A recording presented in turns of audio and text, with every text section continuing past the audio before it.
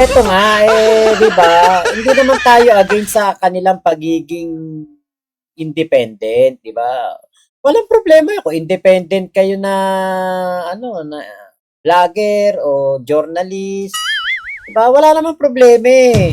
Ang problema, sinisiraan nyo si PBBM. At napagtanto ko nitong mga nakarang pagtingin natin sa kanilang mga video, ano pala talaga sila, magkaiisa po likaw ng bituka nila dahil parehas po silang anti-Martin Romualdez. Ayun. Parehas po silang anti-Martin Romualdez at kung ano-ano yung mga pinagsasasabi nila tungkol kay Martin Romualdez. 'di ba? Wala namang problema mag-independent. Kaya lang kung ika-independent tapos sinisiraan mo naman ang Pangulong Bongbong Marcos, 'di ba? Parang masahol ka pa nun sa masahol ka pa nun sa independent. Ha? Masahol ka pa sa merong kinakampihang kulay ng politika. So, magkadugtong bituka niyan, 'di ba? Ate Bergie at DJ Byron, 'di ba? Pag kasi ikaw ay gumagawa ng vlogs at ayaw mong ma-identify as dilawan, pulahan o kaya DDS, sasabihin mo ikaw ay independent pero mas masahol ka pa sa DDS. 'Di ba? Mas masahol pa sa DDS tong dalawang 'to eh. Ngayon reaksyonan natin yung pahayag nitong si vlogcaster Boy Bypass. Ito, ano ba sasabihin niya? Diaz, lovers of truth and defenders of press freedom, our basic right to speak our mind freely in the manner we want. Minsan nagiging bastos tayo, because we are led by our emotions, lalo na kung naipit tayo sa traffic, walang humpay na traffic dyan sa amin sa Zamboanga. Whole day blackout kahapon, talo yung mga negosyante, nagme-melt yung mga ice cream, nasisira yung mga so ang dami nagsasabi na naman sa Zamboanga, tanga talaga itong presidente. Ang dami na naman, tingnan nyo yung mga... Kita nyo, kakaumpisa pa lang, si PBBM na kagad ang binabanatan. Tanga daw ang mga, sinasabi daw ng mga taga Zamboanga, tanga daw si PBBM. Sino ba ang kumuha o nagbigay ng kontrata kay Leandro Lebiste na nagkakahalaga ng nasa 10 bilyon ba o lagpas-lagpas pa? Napakaraming bilyon na kontrata na para makapagbigay po ng kuryente sa Visayas at sa Mindanao. Sino ang nagbigay ng kontrata na yan? Si Digong. Si Digong. Hindi po tinupad ni itong si Leandro Lebiste yung kontrata. Kaya po, ang nangyari, sa halip na magkaroon tayo ng maraming backup na kuryente, lalo pa po tayong nakukulangan. Aba, matindi!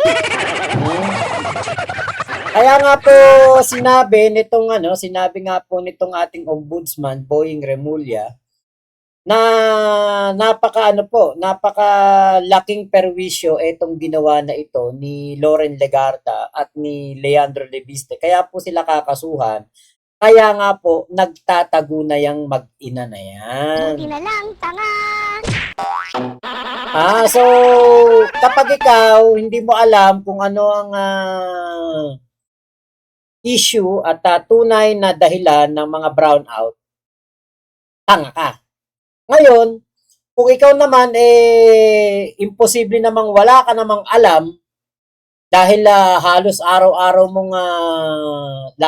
kang nagbablog, araw-araw kang nagtatapik, araw-araw kang nakikita dito sa SOCMED, tapos sasabihin mo na tanga si PBBM o sinasabi ng mga kababayan mo sa Zamboanga na tanga ang presidente, 'di ba? Ibig sabihin niya naninira ka.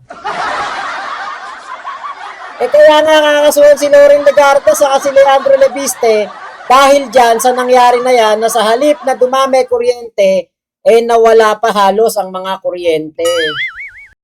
Ang puhunan nitong si Leandro Lebiste, 1,000,000 lang. Ang kontratang binigay ni Digong, bilyon-bilyon. Tapos hindi tumupad. Ang resulta, napaka-konti na backup na kuryente sa Visayas at sa Mindanao. Yun po ang dahilan kung bakit po nagba-brownout sa Visayas, Mindanao hanggang ngayon. Imposible namang hindi alam ni Arman yan, yung dahilan na yan, di ba? Imposible namang hindi niya alam yan. Ano ba yan? Nagtatanga-tangahan ba siya o bubulag-bulagan? At parang inu-impluwensya niya yung mga manonood niya para isipin ng mga manonood niya at parang pinapalabas niya mga taga Zamboanga galit kay PBBM.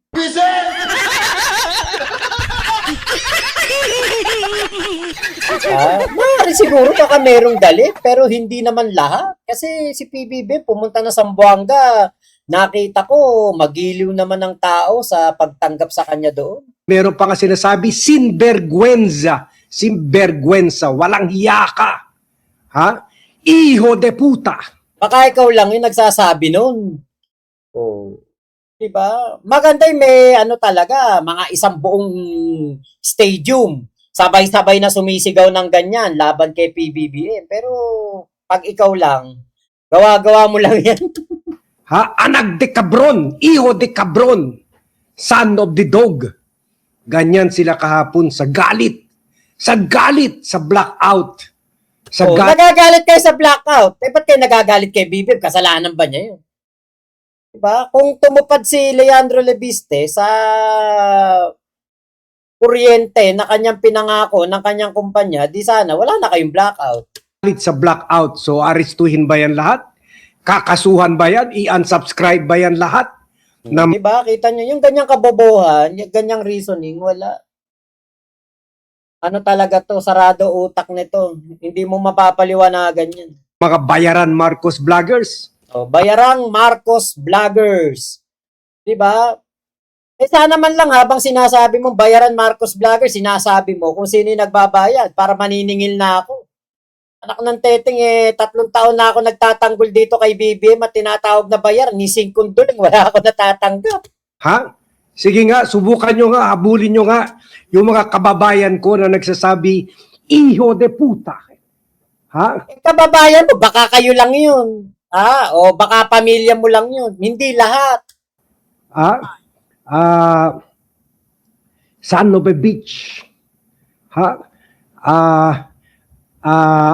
Sale de coño. You came from the ass. Mga ganun. Sinvergüenza. You have no shame. Walang hiya ka. Ganun. Ikaw na lang may sabi niyan. Yun ang mga kwan. Yun ang yung mga pahayag kahapon ng mga tao sa whole day blackout. Whole day blackout. Sana, sabihin natin na sinira ni Duterte ang solar plan natin. Sinira ang programa to establish solar farms all over the country dahil dito sa pagnanakaw nila Senator Loren Legarda at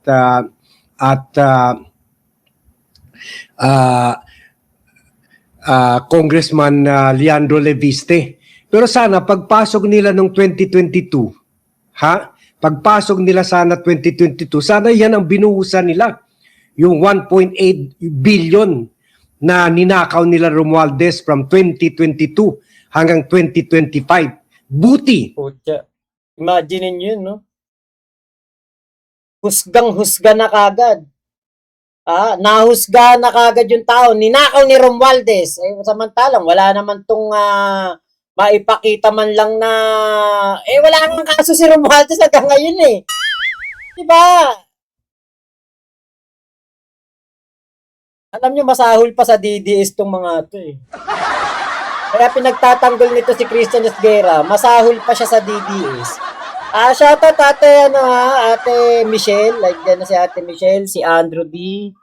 Ayan, at ate Sheila Pakatang, B. Soledad, ayan po, hello po. Nagising na si President Marcos in 2025. Thank you, Lord! At nag-deliver na ng speech na mahiya naman kayo. Pero dahil natulog siya from 2022 to 2025, Ano natulog? Ano natulog pinagsasabi mo?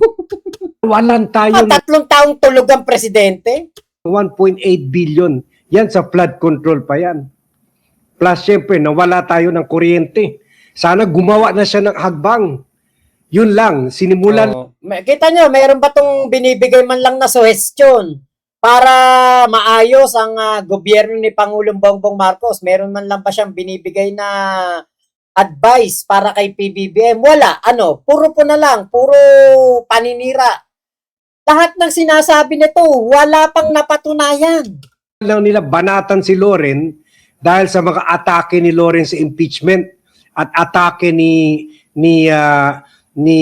Leviste na sinasabi involved talaga ang mga Marcoses sa flood control scam kasama ni Engot. Kaya binabanata ni Leviste si PBBM at etong si Loren ay kumampe dito sa minority ngayon na sila Aimee Marcos, sila Bongo, si Robin Padilla. Kasi nga, akala nila aabot pa hanggang 2028 na hindi mabubuking itong kanilang solar project na napaka-punong-puno ng korupsyon. Kaya nga kumampi sila diyan para pagdating ng 2028 at si Sara Duterte ang presidente, isasalba sila. Kaya lang hindi na umabot nabuking na. si Sandro Marcos na nakatanggap ayon kay Leviste, ayon sa Cabral Files. Si Sandro Marcos nakatanggap na pinakamalaki na allocable funds worth Hindi po totoo yan. 15 billion. So kung si Pulong Duterte may 51 billion na hindi ma-explain, si Sandro meron 41 billion na hindi pa rin ina-explain. At si Romualdez may 14 billion. Second Imagine niyo yung mga ganyan sinasabi niya Kala mo anong-ano na siya. Sigurado na siya doon sa mga sinasabi niya. biggest. So kaya galit na galit yung mga tao. Kasama na yung mga staff ko sa East Zamboanga Business and Best Place. Wala na. Sira na. Baka kayo lang yun. Kayo lang yung galit. Yung mga kwan namin, yung mga ice cream namin, sira na. Kaya pala siya nagagalit. Nasira yung ice cream niya. Binigay na lang namin, pinakain na lang namin sa mga anak nila. Yung mga karne, sila na. Swerte yung swerte yung mga anak niyo. Swerte yung mga anak niya, mga staff ni nito si Arman, nakinabang do sa ice cream. Karne masisira. Kahit magkapong brownout yan, hindi naman agad-agad yan mabubulok. Kung nasa freezer baka nakalagay sa freezer na luma.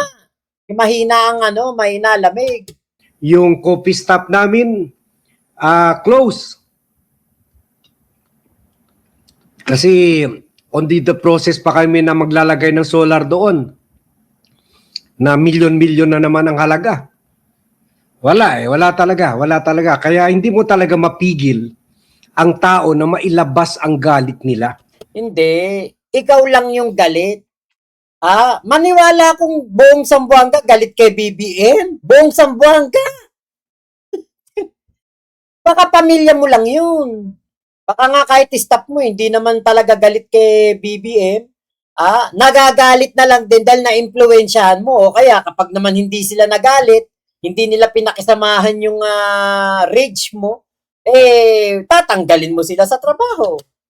Yan na lang ang meron tayo na libre. Kukunin nyo pa. Pero buti naman. May mga sources tayo, May mga sources tayo na sinabi sa atin. But good news ito sa inyo ni Christian Esguerra, It seems that you will be able to weather the storm. You will be able to weather the storm. ha? Dahil meron ng marching order, meron ng panibagong script, at unang script. Ito ewan ko kung saan nila to nakukuha, no? Yung mga ganitong kwento.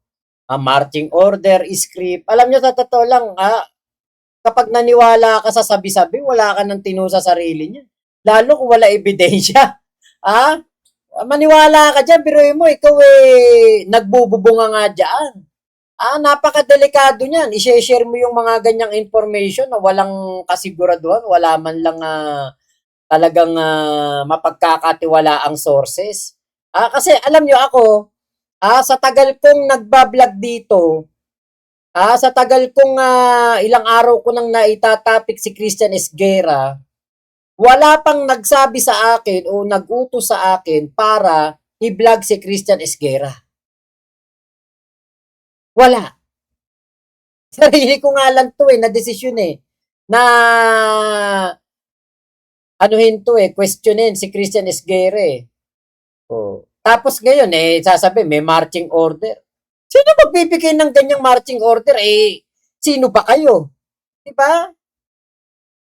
Alam nyo, kung vlogger sa vlogger lang, hindi na kailangan ng marching order. Pero kung sasabihin niyo like may taong nagpopondo, coordinated attacks, may nag-organize para tirahin sila. Sino gagawa nun? Ba't pag-aaksayan kayo ng panahon? Ba't? Yun lang tanong. Ba't kayo pag-aaksaya ng panahon? Kumari, gobyerno. Ba't kayo pag-aaksaya ng panahon ng gobyerno? Sino ba kayo? Ay ang maunang marching order, ipatigil nyo na unti-unti. Huwag naman biglaan, mahalata na nasabay-sabay tayo, orchestrated ang attack natin. In short, may nagpipinance ang attack natin. Kasi kita nyo, parang siguro nung na-bypass to, na-bypass kasi to bypass operation ba yun, yung ginawa dito sa tao na to. Nagka-problema siguro sa utak, nagka-problema sa pag-iisip, kasi pero mo parang meron ka nang nakikita na hindi nakikita na ibang tao. Parang nag-i-illusion ka na. Ay, may coordinated attack sa amin, may nagpopondo. Putya, kung sino yung nagpopondo na yan? Maniningil na ako, magbabayad ako kuryente, 17,000. Nasaan yung nagbabayad? Na tao para dito kila Christian Esguerra, nananawagan ako, bayaran niyo na ako. isa ang mga akusasyon at iisa, sabay-sabay. Alam nga namang next year pa kami mag-vlog nito. Alam nga naman next year ka pa namin pansinin.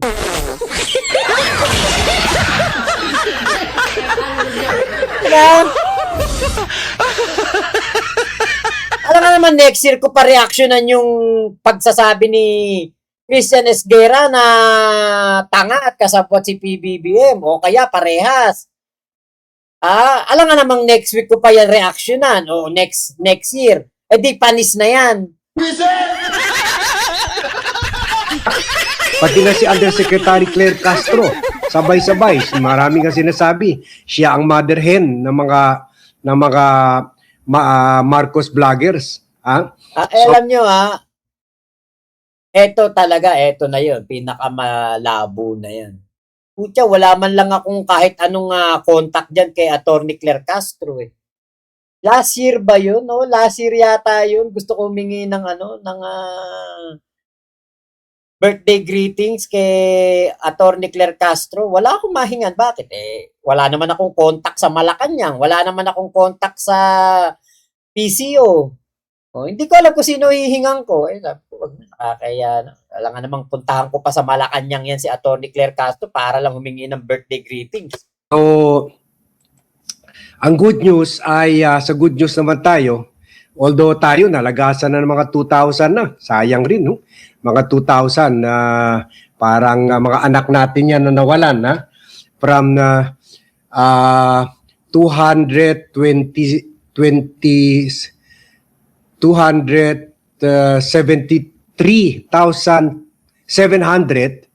nung sinimulan natin na dipensahan si Christian Esguerra. from 273,700 to Ngayon nasa mat. uy, mas lumiit. 271,931. So almost 2,000 pero happy ako ha. Happy ako at the height of it. At the height of it, akala ko matulad ako kay Christian. Siyempre, mas malaki talagang numero kay Christian. Akala ko sa akin at least umabot ng mga 5,000. Ha? Or at least 10,000. Pero at least 2,000 lang. At ang masaya ako, na proven na marami pa rin mga critical-minded, mga politically matured minds ng even ng mga Marcos supporters, DDS, Sara Dupo supporters at EN Morso Kakampings at neutral who only want the independent analysis, neutral analysis. Although hindi naman kaya talaga maging neutral at maging independent. Bias rin si VAT. Kaya lang, ang bias ko is towards motherland. Because motherland doesn't have the money to pay bloggers. Yan. Bumenta na yan. Bumenta na yan for motherland. Ano kasi sasot? Si Rogando Sasot? Sus Mario. Bumenta na yung mga... Hindi na. Wag na tayo maglawan dito. Yung mga pa-motherland na yan. Nako. Tingin ko kaya ito nag-independent para kunwari makakuha ng supporter kay Sara, supporter kay BBM, supporter kay Lenny. Kaya for motherland. Pero hindi.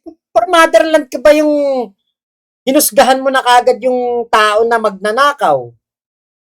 Ang for the motherland, for the truth, hindi sisiraan mo yung mga tao na nasa gobyerno. Parang tatuan yung for motherland na yan. Kumenta na yan. Kunwari lang, syempre, kunwari lang na, para sa bayan, para kunwari makabayan, pero ang totoo, makabayad din sa YouTube para malaki sahod.